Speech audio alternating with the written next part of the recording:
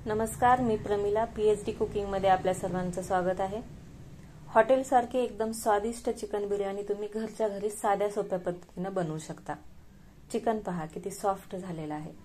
2-3 वेळा सराव केला तर तुम्हाला परफेक्ट जमेल। होममेड बिझनेस पण तुम्ही सुरू करू शकता। तर सुरुवात करूया चिकन बिर्याणीच्या रेसिपीला। मी इथं 1 किलो चिकन घेतले आणि त्यासाठी तांदूळ वापरणार आहे 750 ग्रॅम। सुरुवातीला चिकन स्वच्छ धुवून घ्या। चिकन घेताना त्याचे मीडियम साइजचे पीसेस हवेत। आता मी हे मॅरिनेशनला ठेवणार आहे। पाव लिटर दही टाका, 1.5 चमचा मीठ, हळद अर्धा चमचा, 4 लवंग, 4 विलायचीची पूड मी टाकते, त्याचा सुगंध खूप छान येतो, 4 मिरे, दालचिनीचे 1 इंचाचे 3 तुकडे, 1 चक्री फूल, 1 चमचा शहाजिरे, 1 मोठी विलायची, 2-3 तमालपत्र, 1 चमचा बॅडगी मिरची, ही फक्त रंगासाठी टाकतोय आपण, 1 चमचा गरम मसाला। मी डिस्क्रिप्शन बॉक्स मध्ये ही सर्व साहित्य दिलेले आहे, ते तुम्ही पाहू शकता। बिर्याणी मसाला 2 चमचे, कसुरी मेथी घेतली 1 चमचा, घरी बनवलेला काळा मसाला 3 चमचे, हा तिखटासाठी, अशा कापलेल्या 2 मिरच्या, आलं लसूण पेस्ट 4 चमचे, ही ताजी आता बनवलेलीच घ्यायची आहे, 4 टेबलस्पून कोथिंबीर, 10-12 पाने पुदिना, अर्ध्या लिंबाचा रस पिळून घ्या, धने पावडर 1 चमचा। आता हे सर्व व्यवस्थित मिक्स करून घ्यायचं आणि रात्रभर मॅरिनेशनला फ्रीज मध्ये ठेवायचं। 2-3 तास बाहेर ठेवलं तरी चालतं, पण रात्रभर फ्रीज मध्ये ठेवल्यामुळे चिकन खूप सॉफ्ट होतं आणि मसाल्यांची चव पण त्यामध्ये खूप छान उतरते। आता मी अर्धा किलो कांदे घेऊन ते असे उभे बारीक कापून घेते आणि रात्रभर सुकण्यासाठी ठेवते। थोडे सुकल्यामुळे ते लवकर तळले जातात। रात्री 9 वाजता चिकन मॅरिनेशनला ठेवलं होतं, आता सकाळचे 8 वाजलेत।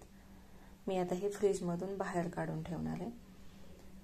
तांदूळ 2-3 पाण्याने आपल्याला इथं स्वच्छ धुवून घ्यायचा आहे आणि तो अर्ध्या पाऊण तासासाठी भिजत ठेवायचा आहे। तांदूळ नेहमी चिकन पेक्षा कमी घ्यायचा, कारण तो शिजल्याने जास्त होतो। कांदा पण आता चांगला सुकलेला आहे। तांदूळ भिजेपर्यंत कांदा आपण तळून घेऊ। कढईत तेल ओतून गॅसची फ्लेम मोठी करायची आणि तेल चांगलं गरम झाल्यावर त्यात कांदा टाकायचा। मोठ्या फ्लेमवरच तो तळून घ्यायचा, नाहीतर तो मऊ पडतो आणि तेल जास्त शोषून घेतो। तो खूप डार्क ब्राऊन होऊ द्यायचा नाही, पिवळसर ब्राऊन झाल्यावरच तो बाहेर काढून घ्या, कारण बाहेर काढल्यावर पण त्याची कुकिंग प्रोसेस चालू राहते। अशा पद्धतीने सर्व कांदा तळून घ्या आणि थोडा थंड होऊ द्या। चिकनच्या फोडणीसाठी थोडी मोठी कढई घ्या, त्यात पाववाटी तेल ओतून सर्व चिकन टाका। तळलेला निम्मापेक्षा जास्त कांदा थोडासा चुरून ह्यामध्ये मिसळा आणि थोडासा थर देण्यासाठी शिल्लक ठेवा। गॅसची फ्लेम बारीक करून 15 मिनिट झाकून ठेवा। आता इकडे तांदूळ भिजत घालून पाऊण तास झालाय। एका मोठ्या तेलामध्ये जास्त पाणी घेऊन ते मोठ्या फ्लेमवर ठेवायचं। पाणी गरम झाल्यावर त्यात 2-3 तमालपत्र, 1 मोठी विलायची, 3-4 दालचिनी, 1 चक्री फूल, 2 कापलेल्या मिरच्या, 1 चमचा जिरं, 1 टेबलस्पून कोथिंबीर, अर्धा पुदिन्याची पानं, अर्ध्या लिंबाचा रस, 1 चमचा तेल आणि नेहमीपेक्षा दुप्पट मीठ टाका। पाण्याला उकळी येऊ द्या, तोपर्यंत इकडे चिकन पहा, त्यातील थोडासा रस्सा काढा आणि पुन्हा ते झाकून ठेवा। हे फक्त 15 मिनिट शिजून घ्या। इकडे पाण्याला उकळी आल्यावर त्यामध्ये नितळलेला सगळा तांदूळ टाकायचा। गॅसची फ्लेम मोठीच ठेवायची।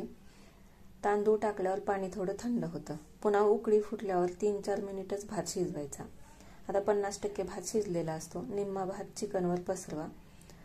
भाताचा गॅस मोठाच ठेवा। तोपर्यंत पसरलेल्या भातावरती थोडासा रस्सा टाका, तळलेला कांदा, कोथिंबीर, पुदिन्याची पानं आणि 2-3 चमचे तूप सोडा। आता राहिलेला भात पुढे फक्त 5-6 मिनिटच मोठ्या गॅसवरती शिजवा। गॅस बंद करा। आता तो जवळपास 80% शिजलेला असतो। सगळा भात नितळून दुसरा थर द्या, त्यावर पुन्हा कांदा, कोथिंबीर, पुदिना, तूप टाका आणि ते झाकून ठेवा। आता गॅसवर तवा ठेवा, 5 मिनिट गॅस मोठा ठेवा आणि नंतर 30 मिनिट त्याला दम देण्यासाठी ठेवायचं।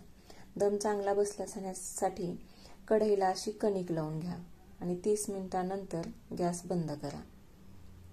गॅस बंद केल्यावर अशा पद्धतीने कणिक काढा।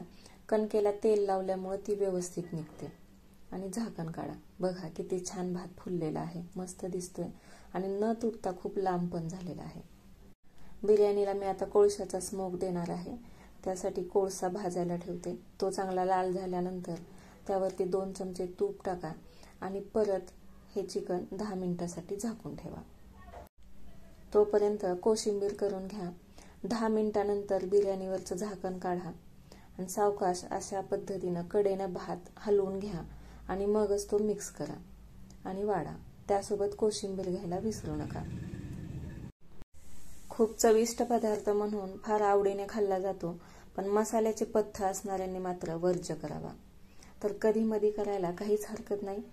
अवश्य करून बघा. आपण पुन्हा भेटूया एका नवीन रेसिपीसोबत. तोपर्यंत व्यायाम करा, हेल्दी राहा. धन्यवाद.